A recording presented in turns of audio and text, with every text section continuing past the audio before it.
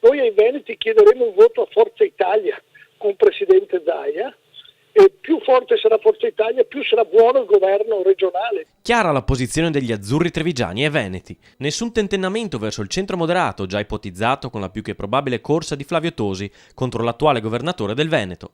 Una posizione chiarita dopo gli incontri tra Tosi e Brunetta delle scorse settimane a Roma, ma soprattutto dopo l'accordo tra Salvini e Berlusconi, che stando a Sernagiotto vorrebbe ripartire proprio dal Veneto, dopo lo stop subito dalle vicende giudiziarie. Noi abbiamo bisogno di un leader, noi ce l'abbiamo, lo ritroviamo perché da oggi da ieri può di nuovo rimuoversi e cominceremo a fare la nostra campagna. Ma anche Forza Italia deve fare i conti con una spaccatura avvenuta con l'attuale governo veneto ancora in carica, che ha fatto passare il vicepresidente degli azzurri al nuovo centrodestra di Alfano, una posizione non più sostenibile secondo Sernagiotto. Noi possiamo anche, come Forza Italia, fare a meno dell'NCD, non è questo personalmente il problema, solo che poi ci sono questioni nazionali e allora qui mi rimetto a Silvio Berlusconi e quello che dirà il nostro Presidente sarà da me condiviso.